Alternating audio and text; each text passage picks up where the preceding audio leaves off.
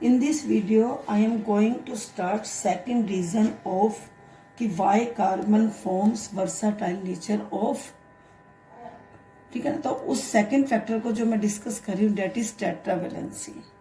Tetravalency क्या, पहला factor मैंने क्या डिस्कस किया, मैंने डिस्कस किया था कैटिनेशन। कैटिनेशन में मैंने बताया था link, self linking property of an element. Self linking property of element के साथ मैंने डिस्कस किया था सैचुरेटेड एंड अनसैचुरेटेड कंपाउंड और स्ट्रक्चरल आइसोमर्स। और साथ में एक रीजन आपको प्रीवियस वीडियो में बताया था कि किस तरह से कार्बन जो है वो वर्साटाइल नेचर को फॉर्म करते हैं। सिर्फ इस चैप्टर में कार्बन एंड इट्स कंपाउंड क्यों है, सिलिकॉन एंड इट्स कंपाउंड क्यों नहीं है, या और एलिमेंट के साथ उसका कंपाउंड क्यों नहीं है, ठीक है ना। उसका रीजन मैंने आपको बताया, स्मॉल बॉन्डिंग है, ठीक है ना, स्मॉल स्ट्रक्चर है और स्टेबल है। इस वजह से जो कार्बन है वो वर्साटाइल नेचर को फॉर्म करता है। सेकंड फैक्टर को डिस्कस करी हूँ टेट्रावेलेंसी, कि कार्बन, टेट्रा का मीनिंग होता है 4, कि इसकी जो वैलेंसी है वो क्या है, 4 है। तो in addition to catenation, other reason of number of carbon compound is its tetravalency. Carbon is capable of with 4 atoms of carbon, मैंने बताया ना, कार्बन के साथ भी कैपेबल है, हाइड्रोजन के साथ भी कैपेबल है। इसके अलावा कार्बन ऑक्सीजन के साथ, सल्फर के साथ, क्लोरीन के साथ, ब्रोमीन के साथ, और ये कह सकते हैं कार्बोक्सिलिक ग्रुप के साथ, ऐसे बहुत सारे एटम्स हैं जिनके साथ ये क्या करता है, अटैच होकर वैलेंसी को सेटिस्फाई करता है, जिनके साथ जो है ये जो बॉन्डिंग है वो स्ट्रॉन्ग बनती है। देखो कोई भी एलिमेंट दूसरे के साथ कब बनाएगा, जब उनकी वैलेंसी सेटिस्फाई होगी। उनके साथ स्ट्रॉन्ग बॉन्ड बनाता है, स्ट्रॉन्ग और स्टेबल बॉन्ड बनाता है, जिसकी वजह से जो है इसकी वर्साटाइल नेचर है। अब हमने अब तक जो किया है वो ये किया है कि कार्बन की हाइड्रोजन के साथ बॉन्डिंग है और उसको हमने नाम दिया हाइड्रोकार्बन। अब आपकी बुक में ये लिखा होगा will you be my friend. Will you be my friend means कि अगर एक कार्बन की हाइड्रोजन के साथ बॉन्डिंग है, अगर और कोई एलिमेंट आता है और ये उसके साथ भी बॉन्डिंग को शो करता है, तो उसको हम बोलते हैं कि वो दूसरे ग्रुप्स भी इसके साथ तब बॉन्डिंग करेंगे जब वो इसकी वैलेंसी सेटिस्फाई होगी। तो कोई भी एटम, सिंगल एटम और ग्रुप ऑफ एटम, ठीक है ना, जो ग्रुप ऑफ एटम जब हाइड्रोजन को रिप्लेस करने के लिए आएंगे, ठीक है ना, उसको हम नाम देंगे हीट्रो एटम, ठीक है ना, उसको हम नाम देते हैं hetero atom. Element or compound which replaces the hydrogen known as heteroatom, और फिर उसकी जगह खुद अटैच होकर जब उसकी केमिकल प्रॉपर्टीज को चेंज कर देते हैं, then it becomes a functional group, ठीक है ना। तब उसका नाम क्या हो जाता है, फंक्शनल ग्रुप। फंक्शनल ग्रुप में क्या है, एटम्स और group of atoms which determine the chemical property of carbon compound. Repeating again, atoms or group of atoms which determines the chemical property of carbon compound, that is functional group. और इस functional group को हम क्या नाम देते हैं, hetero atom भी देते हैं, क्योंकि सबसे ज्यादा जो कार्बन जो कंपाउंड्स बनाता है उसको क्या नाम देते हैं। अब मैं आपको बता रही थी फंक्शनल ग्रुप्स। फंक्शनल ग्रुप्स में क्या बता रही थी, एटम्स और group of atoms which determine the chemical properties of carbon compound. अब आपके सिलेबस में 5 फंक्शनल ग्रुप्स हैं, वो कौन कौन से हैं। सबसे पहले ग्रुप है OH ग्रुप, जिसको हम नाम देते हैं एल्कोहल, और ये क्या होते हैं, मोनोवैलेंट, एक हाइड्रोजन की जगह रिप्लेस करते हैं, मोनोवैलेंट। इन सबका एक एक स्ट्रक्चर बनाकर दिखा दूंगी मैं। फिर सेकंड ग्रुप हमारा है halogen group, halogen group. Halogen group का मीनिंग क्या होता है? वो सोल्ट जो सी वाटर से मिलते हैं उनको हम नाम देते हैं हैलोजन ग्रुप। इसमें हमारा होता है क्लोरीन, ब्रोमीन, आयोडीन। ये भी क्या होते हैं? मोनोवैलेंट होते हैं, एक हाइड्रोजन की जगह रिप्लेस करते हैं। मैंने कहा था ना कि जो हीट्रो एटम जो हाइड्रोजन को रिप्लेस कर कर उसकी जगह अटैच होकर कार्बन की वैलेंसी को सेटिस्फाई करें। तीसरा ग्रुप है हमारा कार्बोक्सिलिक ग्रुप। कार्बोक्सिलिक ग्रुप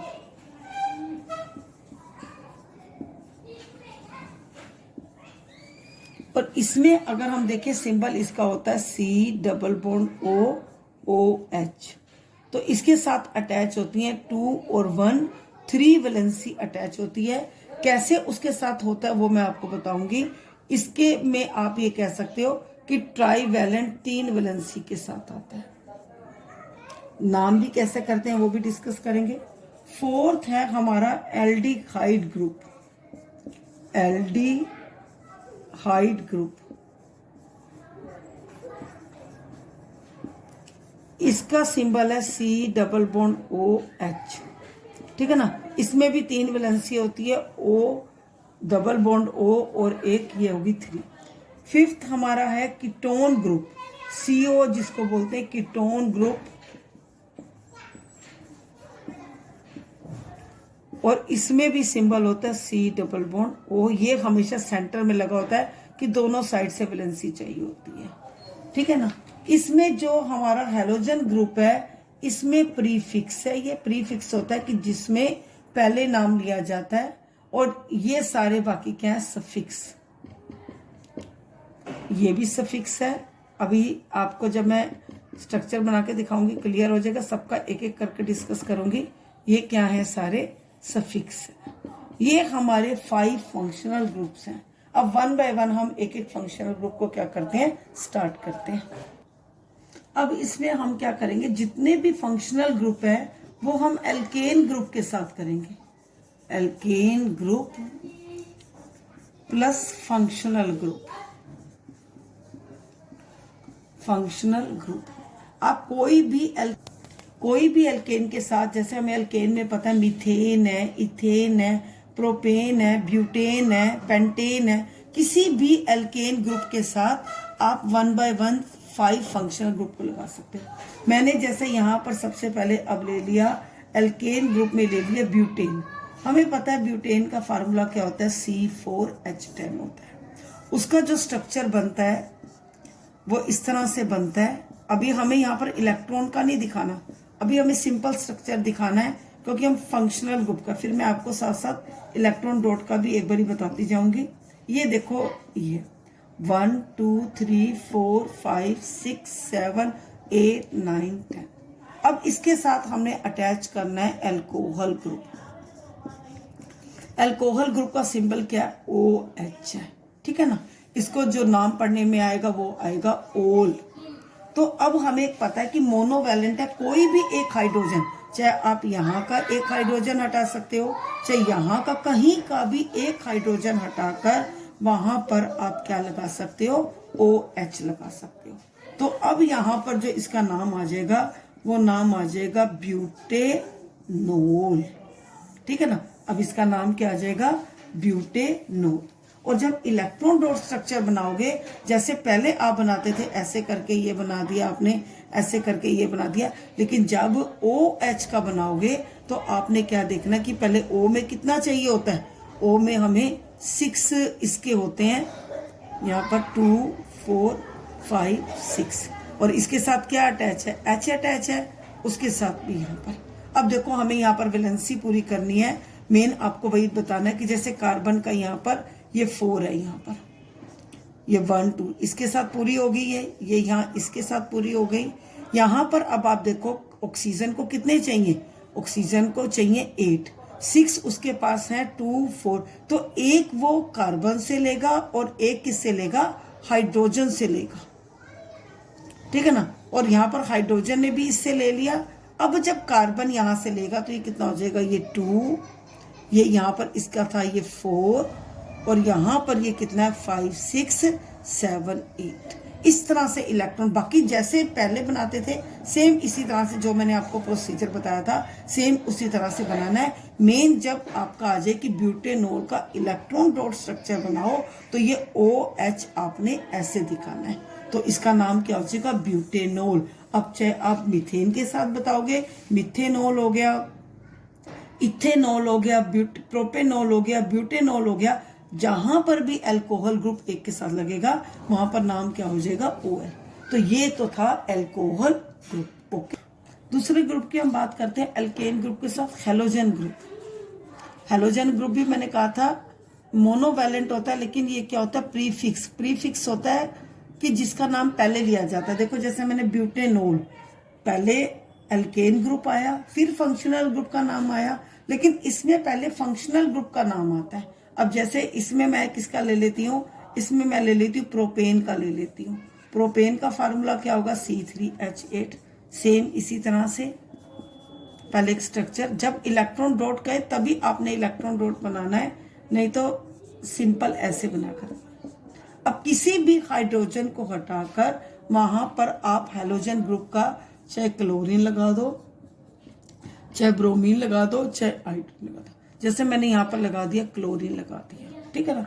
अब इसकी जब हम स्ट्रक्चर करेंगे, इसका भी सेम इसी तरह से करेंगे।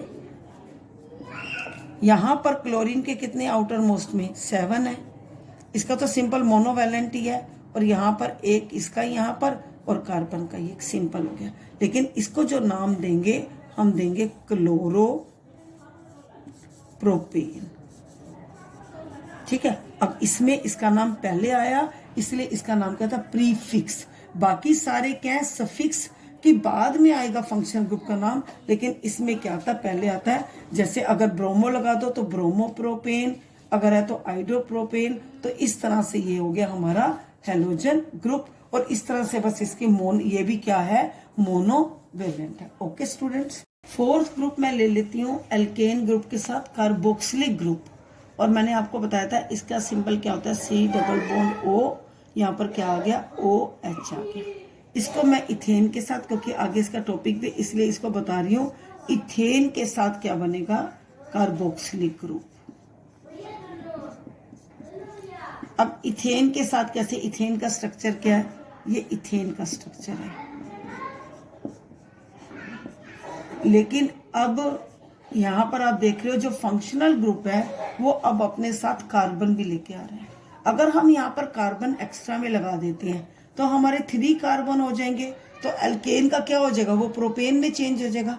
हमें रखना क्या है, हमें तो इथेन रखना है। तो इसलिए कार्बन क्या है, इसके वर्साटाइल नेचर में ये अपना कार्बन को ही डोनेट कर देता है। पहले किसको प्रेफरेंस देता है, फंक्शनल ग्रुप को देता है। और वो फंक्शनल ग्रुप क्या है, वो फंक्शनल ग्रुप पहले ये है, पहले उसकी वैलेंसी को सेटिस्फाई करेगा, बाद में अपनी का करेगा। इथेन में कार्बन के 2 हैं तो 2 ही होने चाहिए, प्रोपेन में कार्बन के 3 हैं तो 3 होने चाहिए। अब इसकी वैलेंसी देख लेते हैं, 2 इसकी वैलेंसी यहाँ पर, 1 वैलेंसी यहाँ पर, 1 इसकी यहाँ पर।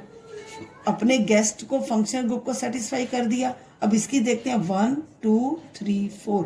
अब इसका नाम यहाँ पर क्या हो जाएगा, इथेनोइक ओइक एसिड। अगर ये प्रोपेन के साथ अटैच होता तो क्या लग जाता, प्रोपेनोइक एसिड, ठीक है ना। यहां पर भी ये क्या है, सफिक्स है, बाद में आ रहा है। अब इसका स्ट्रक्चर कैसे बनाना है, देखो स्ट्रक्चर मैंने पहले भी OH का बताया था, इसमें भी अगर एक बारी आप देख लो, यहां पर डबल बॉन्ड है तो कितने की शेयरिंग दिखा देनी है, 2 इलेक्ट्रॉन्स की। ऑक्सीजन के पास कितने होते हैं, ऑलरेडी अपने क्या होते हैं, 6 होते हैं। 2 इसके लेकर ये क्या हो जाएगा, अपनी वैलेंसी को पूरी कर देगा। O का मैंने अभी आपको पहले बता दिया था, यहाँ पर भी O का कैसे है, 2 4 6, और यहाँ पर 6 है। एक इसकी यहाँ से दिखाएगा, एक किसके साथ दिखाएगा, H के साथ दिखा देगा। और H का भी चाहे आप सेम ऐसे ले लो, ये H की पूरी होगी। ऑक्सीजन की कैसे होगी, 2 4 5 6 7 8, ये ऑक्सीजन की पूरी होगी। और यहाँ पर अब ये देखो, यहाँ पर इसकी होगी, यहाँ पर इसकी कितने के साथ होगी, अब जो कार्बन को पूरी करनी होगी कैसे करेगा, 2 इसको दिए थे, 4 यहाँ हो गए, 5 6 यहाँ, 7 8 यहाँ। इस तरह से ये स्ट्रक्चर बनेगा। बाकी जैसे बना रहे हो, यहाँ पर सिंगल है तो सिंगल की दिखाओगे, यहाँ पर इसके साथ ऐसे दिखाओगे तो ये क्या हो गया, इसकी इलेक्ट्रॉन डॉट स्ट्रक्चर। मेन यहाँ पर ध्यान रखने वाली बात है, इस फंक्शनल ग्रुप में कार्बन ऑलरेडी अटैच है, तो ये जो इथेन है उसमें से एक कार्बन कम करके पहले प्रेफरेंस किसको देगा, फंक्शनल ग्रुप को देगा, और इसका नाम क्या हो जाएगा, इथेनोइक एसिड। अब देखो ये इथेनोइक है, वहां पर अगर हमने अल्कोहल को इथेन के साथ, एक बन जाता है इथेनॉल और एक बन जाता है इथेनोइक। इसका आगे आपका पूरा आगे एक टॉपिक हो रहा है। देखो इथेनॉल क्या है, इथेनॉल मेडिसिन में यूज होता है, ठीक है ना। अल्कोहल ग्रुप में आप देख रहे हैं आजकल सैनिटाइजर में अल्कोहल हो रहा है। इथेनोइक क्या है, ये विनेगर में यूज होता है, ये फास्ट फूड में पिकल्स बनाने में यूज होता है। अब देखो सेम इथेन के साथ एक में अल्कोहल ग्रुप लगा, एक में कार्बोक्सिलिक ग्रुप लगा, और दोनों की केमिकल प्रॉपर्टीज को टोटली चेंज कर दिया, ठीक है ना। इसको हम नाम देते हैं फंक्शनल ग्रुप। मैंने तभी बताया था फंक्शनल ग्रुप क्या है, एटम और group of atom which determines the chemical property of a compound. तो यहाँ पर इन दोनों के बारे में हम आगे पढ़ेंगे, इथेनॉल और इथेनोइक, और दोनों में क्या है तो एल्केन ग्रुप इथेन है, एक में अल्कोहल और एक में कौन सा ग्रुप लग गया, कार्बोक्सिलिक ग्रुप। अब देखते हैं नेक्स्ट फंक्शनल ग्रुप। अगला हम करेंगे अब एल्केन के साथ एल्डिहाइड ग्रुप। एल्डिहाइड, एल्डिहाइड का सिंबल मैंने बताया था C++OH, सेम ही है, बस वहां OH था, यहाँ H। अब किसके साथ बना लेते हैं इसको, पेंटेन के साथ बना लेते हैं। हर एक का एक अलग अलग ले लेते हैं। पेंटेन के साथ एल्डिहाइड का बना लेते हैं, जिसका सिंबल क्या है, सिग्मा। अब हमारे पता है पेंटेन का फार्मूला क्या होता है, C5 और हमारा होता है H12। कैसे देखेंगे, CnH2n+2 करके अब बनाते जाओगे। ये 5 है, 5 to the 10 12। अब ये C5 हो गया, हमारा 5 हो गया। अब हमें पेंटेन के साथ बनाना है, कार्बन के 5 रहने हैं, लेकिन इसके साथ भी C है, तो ये पेंटेन क्या करेगा, अपना एक कार्बन को कम कर लेगा, प्रेफरेंस किसको देगा, एल्डिहाइड ग्रुप को, C++OH। पहले यही रख लिया करो, कार्बन काउंट कर लिए 1 2 3 4 5। अब यहाँ वैलेंसी पूरी करो, 2 यहाँ पर, 3 यहाँ पर, 4। ये 1 2 3 4, 1 2 3 4, 1 2 3 4, 1 2 3 4। अब सेम वैसे इसका इलेक्ट्रॉन डॉट बनाओगे, जैसे मैंने अभी OH वाला बताया था। H वाले में मोनोवैलेंट कर देना, और इस वाले में कितने की शेयरिंग दिखा देनी है, 2 की शेयरिंग दिखा देनी है। अब इसका जो नाम हो जाएगा वो हो जाएगा पेंटेनल, पेंटेनल। अब इसी तरह से हम अब बात करते हैं कीटोन ग्रुप की। कीटोन ग्रुप में क्या मैंने बताया था, कीटोन ग्रुप में C++O, ये हमेशा कार्बन के 3 नंबर से शुरू होता है, और जब ये कार्बन के 3 नंबर से शुरू होता है उसको हम नाम देते हैं एसीटोन, ठीक है ना, जो नेल पॉलिश रिमूवर। अब 3 से क्यों करते हैं, मैंने कहा था कि कार्बन को सेंटर में चाहिए होता है, तो यहाँ पर C++O यहाँ पर। इसके साथ आप यहाँ पर फार्मूले में जो होता है ये R- लिखा होता है कि हम कोई अल्काइल ग्रुप भी लगा सकते हैं। अल्काइल ग्रुप क्या होता है कि जब अल्केन के ग्रुप में एक हाइड्रोजन कम हो जाए तो वो एक फंक्शनल ग्रुप की तरह काम करता है। जैसे CH3 हो गया, ये हो गया मिथाइल, C2H5 हो गया, ये हो गया इथाइल।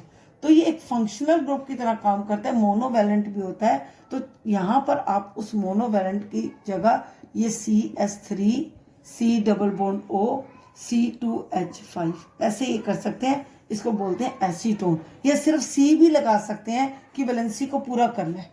जैसे वैलेंसी को पूरा करने के लिए यहाँ पर ये 2 है, ये 3 यहाँ पर, ये 4 यहाँ पर। तो अब ये इस तरह से बनता नहीं है, इसलिए हमेशा यहाँ पर हमें कार्बन के 3 नंबर लेने होते हैं, और हम ज्यादातर प्रेफरेंस किसको दे देते हैं, अल्काइल ग्रुप को दे देते हैं, ठीक है ना। तो ये इस जो बन गया, ये कौन सा फंक्शनल ग्रुप बन गया, कीटोन ग्रुप बन गया। तो ये अब ऐसे आपके 5 फंक्शनल ग्रुप हैं, एक पर फिक्स है, बाकी 4 फिक्स है, और इलेक्ट्रॉन डॉट स्ट्रक्चर कहते हैं तो बनाना है, नहीं तो अदरवाइज आपने ऐसे स्ट्रक्चर बनाकर उसकी प्रैक्टिस करनी है। ओके स्टूडेंट्स, इसी से रिलेटेड हम आगे टॉपिक करते हैं homologous series compound. Such a compound, ठीक है ना, such a compound whose molecular formula is same whose molecular formula is different but structure is same,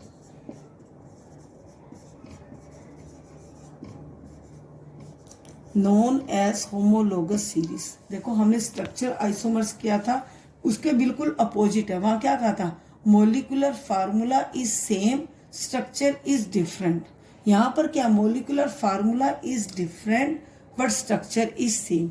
अब कोई भी आप सीरीज ले लो, कोई भी फंक्शनल ग्रुप का ले लो, जैसे मैंने यहां पर ले लिया मिथेनॉल का, ले लिया ये मिथेनॉल, ये इथेनॉल, ठीक है ना, ये प्रोपेनॉल, ये ब्यूटेनॉल।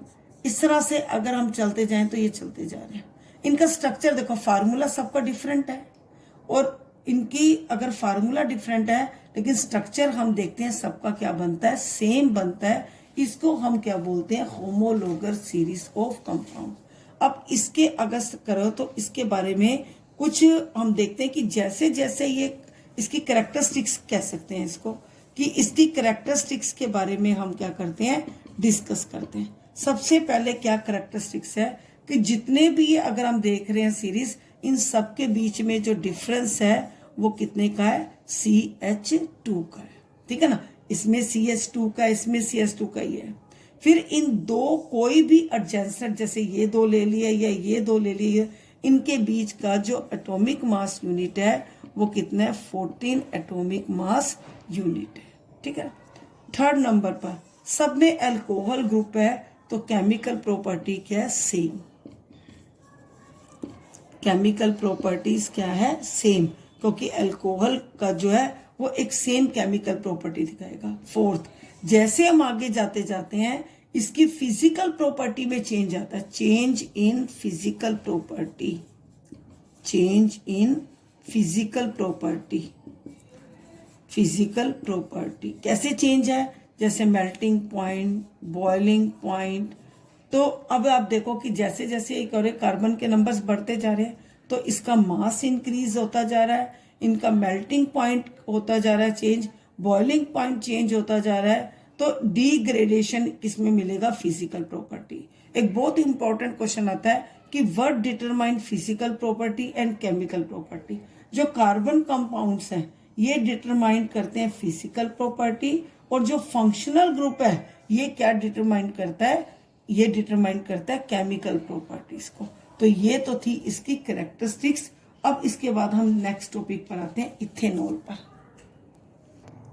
अब मैंने आपको बताया था जब एल्केन ग्रुप के साथ फंक्शनल ग्रुप अटैच हो जाते हैं तो वो उसकी केमिकल प्रॉपर्टीज को चेंज कर देते हैं। उन्हीं केमिकल प्रॉपर्टी से रिलेटेड हम दो फंक्शनल ग्रुप को यहाँ पर उठा रहे हैं, आपके सिलेबस में है। एक अल्कोहल ग्रुप को उठा रहे हैं, एक कार्बोक्सिलिक ग्रुप को उठा रहे हैं।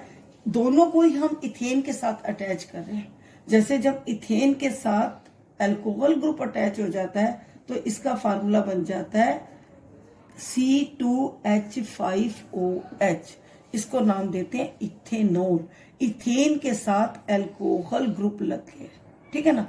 अब इसको इथेनॉल को हम एक नाम और जैसे होते हैं इथाइल अल्कोहल।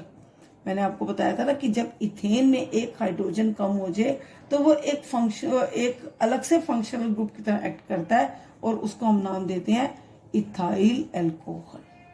अब ये क्या है? अगर हम इसकी अपनी डेली लाइफ में देखें इस इथेनॉल के uses, it is the main constituent of all alcoholic drinks, beverage such as wine, whisky, beer. इन सबका ये इंग्रेडिएंट है, सब में ये डिजोल्व होता है। इसकी हम फिजिकल पहले प्रॉपर्टी डिस्कस करते हैं, फिर इसकी यूजेस डिस्कस करके फिर इसकी केमिकल प्रॉपर्टी पर आएंगे। अगर इथेनॉल की फिजिकल प्रॉपर्टी करते हैं, it is the colourless liquid having pleasant smell, ठीक है ना। It is the colourless liquid, करती जा रही हूँ, आप नोट करते जाओगे। कलरलेस लिक्विड प्लेजेंट स्मेल, ठीक है। फर्स्ट ये अगर ये बॉयल होता है, कलरलेस लिक्विड प्लेजेंट स्मेल, ये जो बॉयल होता है वो 78 डिग्री सेल्सियस इसका क्या है? बॉइलिंग पॉइंट है। It is miscible with water in all proportion. Miscible means कि ये क्या है, एक इनग्रेडिएंट है। मिसिबल जो वाटर के साथ क्या हो जाता है, मिक्स हो जाता है। Miscible liquid, miscible liquid. Miscible क्या होता है, जिसके दूसरे लिक्विड के साथ डिसोल्व हो जाना। It does not change the colour of litmus. ये किसको हम क्या कहेंगे, ये न्यूट्रल है, ठीक है ना, ना एसिडिक में आता है ना ये किस में आता है, बेसिक में आता है। ये तो थी इसकी फिजिकल प्रॉपर्टी। अब हम इसके यूजेस को अगर देखें, सबसे पहले हमने 9th क्लास में किया था टिंचर ऑफ आयोडीन। तो टिंचर ऑफ आयोडीन में क्या था, जब आयोडीन के साथ अल्कोहल कंबाइन होता है तो ये क्या होता है, एक एंटीसेप्टिक की तरह काम करता है। तो it is use for tincture. ये जो टॉनिक्स, जैसे जिनको वीकनेस वगैरह आ जाती है उनके उसमें अगर जो टॉनिक होता है उसमें भी क्या होता है, अल्कोहल। कफ सिरप में भी ये यूज किया जाता है, परफ्यूम्स को बनाने के लिए, कॉस्मेटिक्स को बनाने के लिए, और सबसे बड़ा यूज अब आप देख रहे हो कि सैनिटाइजर में भी अल्कोहल का जो है वो यूज किया जा रहा है। तो ये तो थे इसके यूजेस। अब कई बार क्या होता है, कुछ इंडस्ट्रीज में जो अल्कोहल है उसका मिस यूज किया जाता है। उस मिस यूज को रोकने के लिए उस अल्कोहल में डाई डाल देते हैं, और जब वो डाई डाल देते हैं तो उस अल्कोहल का जो कलर है वो ब्लू हो जाता है, जिसको हम नाम देते हैं डी नेचर अल्कोहल। ठीक है ना, क्या बोलते हैं, denature, natural denature alcohol. बहुत इंपॉर्टेंट क्वेश्चन है कि to prevent the misuse of alcohol dyes are added then it becomes a denature alcohol. अब इसकी दो केमिकल प्रॉपर्टी है कि अगर इथे, अब हमने पहले मैंने इसकी क्या बताई, फिजिकल बताई, फिर मैंने इसके क्या बताई, यूजेस बताए। अब मैं डिस्कस कर रही हूं इसकी केमिकल प्रॉपर्टी। इथेनॉल में अगर हम सोडियम मेटल को डाल दें, क्या डाल दें, सोडियम मेटल को डाल दें, तो ये क्या बन जाता है, सोडियम इथोक्साइड बन जाता है। सोडियम इथोक्साइड बन जाता है और हाइड्रोजन गैस अलग आ जाती है। इसके आगे 2 लगा दोगे तो ये हो जाएगा, हाइड्रोजन गैस बन जाती है। और दूसरी इसकी मोस्ट इंपॉर्टेंट रिएक्शन कि इथेनॉल में अगर हम डाइल्यूट सल्फ्यूरिक एसिड की में इसमें से पास कर दें तो ये क्या बन जाता है, अनसैचुरेटेड बन जाता है। अनसैचुरेटेड बन जाता है, जिसको हम ये नाम दे दिया हमने, इथेन दे दिया, और साथ में वाटर। तो सल्फ्यूरिक एसिड को हम यहाँ पर नाम क्या देते हैं, डिहाइड्रेटिंग एजेंट, क्योंकि अल्कोहल में से वाटर को निकालने का काम इसने किया है। और ये पहला एक ऐसी केमिकल प्रॉपर्टी है जो सैचुरेटेड को, सिंगल बॉन्ड को डबल बॉन्ड में क्या करती है, चेंज कर देती है। तो ये इथेनॉल की फिजिकल प्रॉपर्टी, ये यूजेस, और ये क्या करेंगे उसकी chemical properties. Okay students, good morning students, अब इस वीडियो में हम डिस्कस करेंगे इथेनोइक एसिड। देखो, पहले प्रीवियस वीडियो में मैंने आपको क्या बताया था, मैंने आपको बताया था इथेनॉल। इथेन में जब अल्कोहल ग्रुप मिक्स होता है तो वो बन जाता है इथेनॉल। इथेन में जब कार्बोक्सिलिक ग्रुप मिक्स होता है तो बन जाता है इथेनोइक एसिड। इसका एक नेम और भी है, उसको बोलते हैं एसिटिक एसिड। ये जो इथेनॉल है, देखो मैंने पहले आपको इथेनॉल के यूजेस बताए कि किस तरह से वो मेडिसिन्स में यूज होता है, कफ सिरप बनाने के लिए यूज होता है, टॉनिक में यूज होता है, टिंचर ऑफ आयोडीन में यूज होता है। अब इस तरह से इथेनोइक में क्या यूज होता है, ये यूज होता है प्रिजर्वेटिव में। ठीक है ना, प्रिजर्वेटिव में जो है इथेनोइक को यूज किया जाता है। देखो, हमें पता है कि हमने सुना हुआ नेम विनेगर। विनेगर का मीनिंग क्या होता है, सिरका होता है, फास्ट फूड में यूज होता है। कैसे बनता है, 5 to 8% अगर हम इथेनोइक एसिड लेकर उसको वाटर में मिक्स करते हैं तो वो बन जाता है विनेगर। ठीक है ना, अब वहां पर यूज देखो, सेम इथेन के अंदर अल्कोहल ग्रुप, तो एक फंक्शनल ग्रुप ने दोनों की प्रॉपर्टी को यूज बता दिया। एक फंक्शनल ग्रुप की वजह से इथेन में वो मेडिकल प्रॉपर्टी में पहुंच गया, एक फंक्शनल ग्रुप की वजह से ये किस में हो गया, पिकल्स में, फास्ट फूड में हम ये कह सकते हैं ये यूज हो गया। जिस तरह से इथेनॉल का मेल्टिंग पॉइंट, बॉइलिंग पॉइंट लो होता है, सेम इसी तरह से इसका भी जो मेल्टिंग पॉइंट और बॉइलिंग पॉइंट होता है वो क्या होता है, लो होता है। अब इसको हम ये इसकी जो प्योर फॉर्म होती है, इसकी जो प्योर फॉर्म होती है इथेनॉल की, उसको हम देते हैं glacial acetic acid. Glacial acetic acid के नेम से होते हैं, क्योंकि प्योर फॉर्म जिसके अंदर वाटर की कोई भी ना हो या कोई और भी सब्सटेंस एडिड ना हो। इसी तरह से जो प्योर फॉर्म अल्कोहल का होता है, ठीक है ना, जिसके अंदर कोई भी वाटर मिक्स ना हो, उसको हम नाम देते हैं एब्सोल्यूट अल्कोहल। ठीक है ना।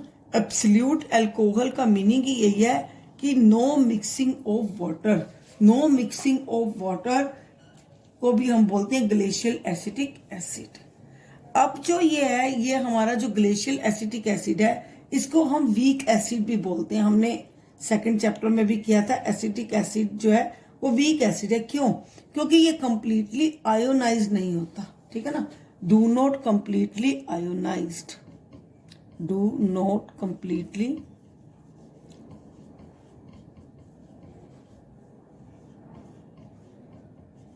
डू नॉट कंप्लीटली आयोनाइज्ड, इसलिए इसको हम क्या बोलते हैं, वीक एसिड बोलते हैं। अब जो ये इथेनोइक एसिड है, जैसे उसका मैंने आपको बताया था कि पहले मैंने आपको क्या डिस्कस किया था कि उसके यूजेस क्या है, ऐसे इसके यूजेस हैं। अब इसकी भी हम डिस्कस करेंगे केमिकल प्रॉपर्टीज। क्या डिस्कस करेंगे? Chemical properties. ये जो केमिकल प्रॉपर्टीज में इथेनोइक है, जिसको हम ये नाम देते हैं CH3COH, ये जो इथेनोइक है, जब इसमें बेस डाल दे, हमें पता है एसिड और बेस क्या बनता है, सोल्ट प्लस वाटर बनता है, तो ये बन जाएगा सोडियम एसीटेट प्लस वाटर। ठीक है ना। Acid plus base, sodium acetate plus water, first chemical property होगी।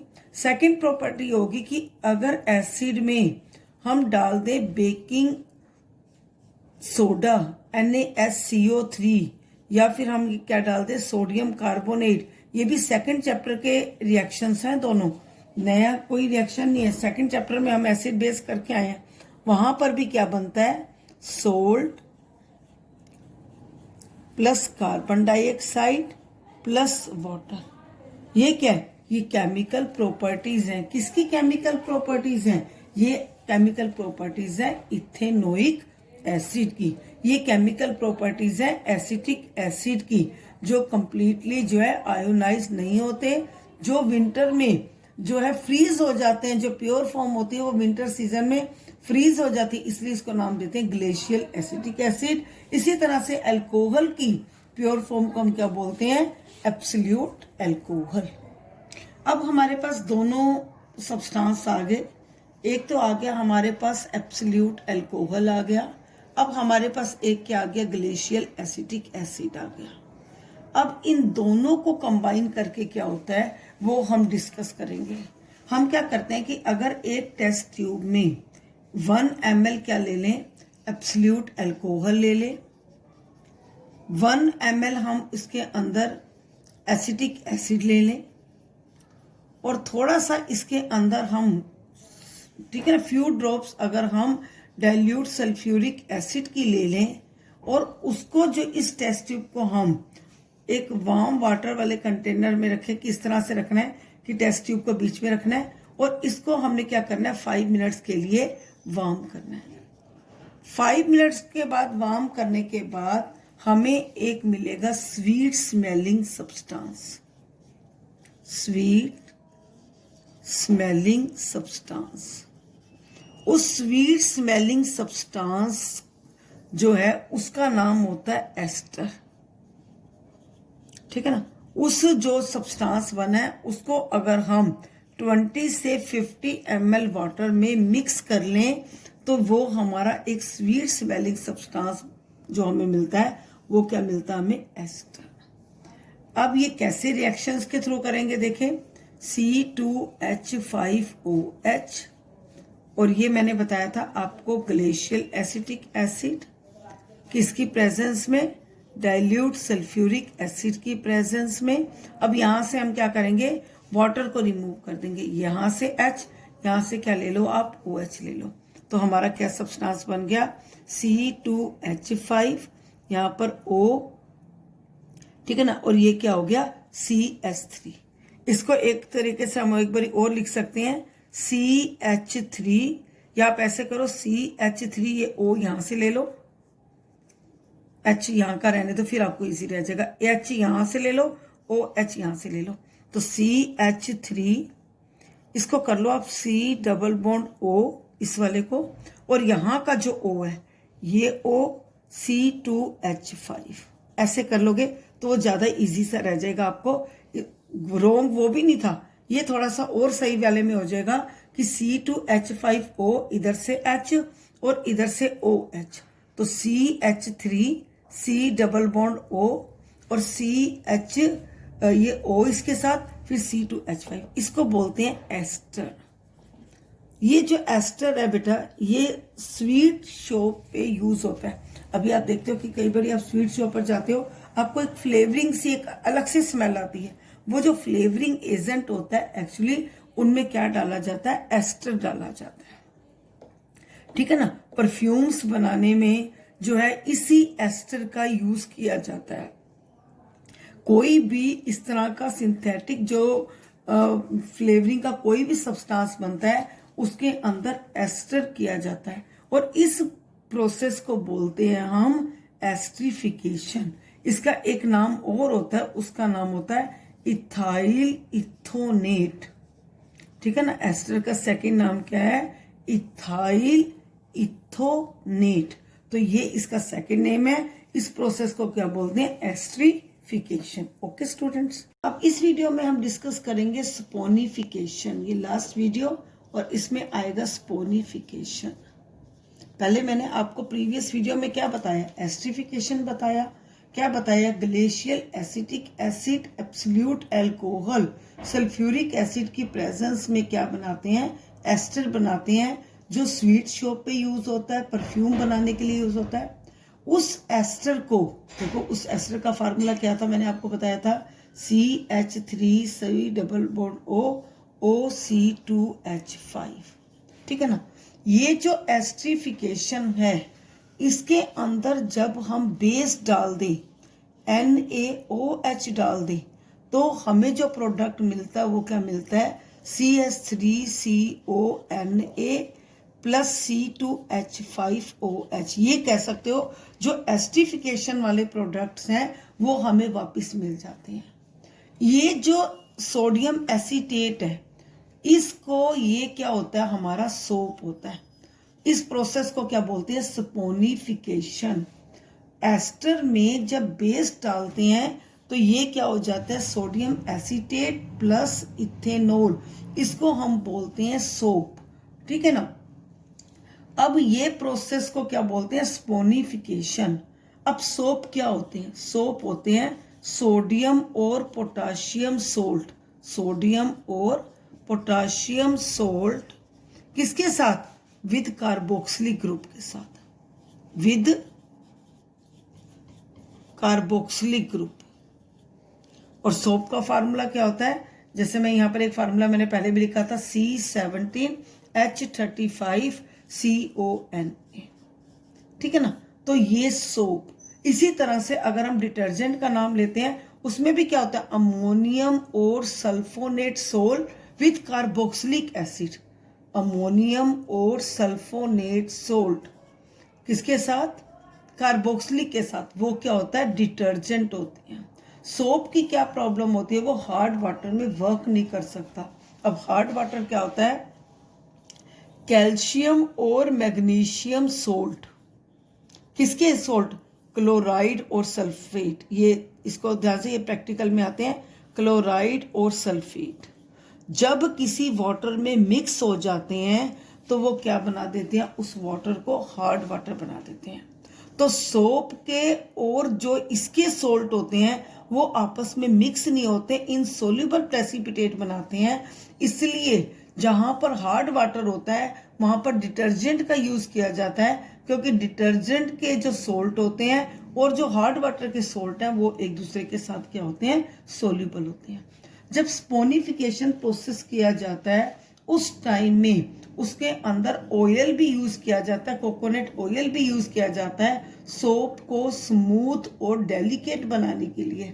उस सोप बनाने के प्रोसेस में सोल्ट भी डाला जाता है, ठीक है ना।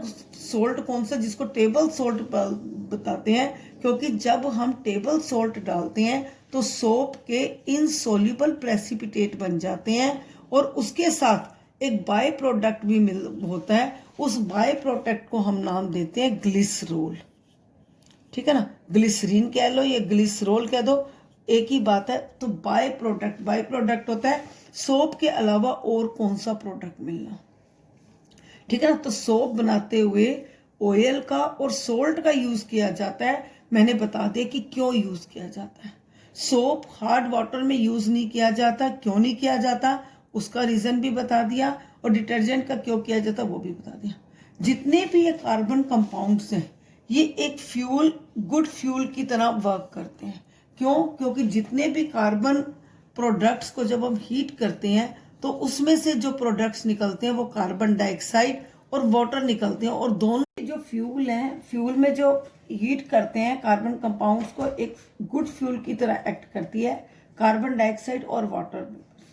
कार्बन डाइऑक्साइड को क्या है, फोटोसिंथेसिस। अगर प्लांट्स को हम देखें तो लीव्स क्या करते हैं, कार्बन डाइऑक्साइड को यूज करते हैं। डिफॉरेस्टेशन की प्रॉब्लम ना हो तो सारी कार्बन डाइऑक्साइड को कौन ले सकते हैं, प्लांट्स ले सकते हैं। वाटर भी हमारे लिए क्या करेगा, एक वेपर्स की तरह करेगा और हमारे लिए रेन में हेल्प करेगा। तो इसलिए जो ये दोनों प्रोडक्ट्स हैं, ये दोनों प्रोडक्ट्स जो हैं वो हार्मफुल नहीं होते अगर उनका सही से यूटिलाइज्ड हो जाए। उसके बाद एक आपका टॉपिक है कि उसमें जो फ्रेडरिक होलर था वो फर्स्ट मैन था जिसने इनऑर्गेनिक कंपाउंड से ऑर्गेनिक बनाया। देखो मैंने आपको स्टार्टिंग से बता रही हूँ जो कार्बन कंपाउंड्स है वो क्या है, ऑर्गेनिक कंपाउंड्स हैं, ठीक है ना। ऑर्गेनिक कंपाउंड्स कौन से होते हैं, जो प्लांट्स और एनिमल्स से बने हुए होते हैं वो ऑर्गेनिक कंपाउंड्स होते हैं। होलर जो था वो फर्स्ट साइंटिस्ट था जिसने क्या किया था, नॉन जो है वो ये कह सकते हो इनऑर्गेनिक कंपाउंड से, नॉन ऑर्गेनिक कंपाउंड से अमोनियम साइनाइड से,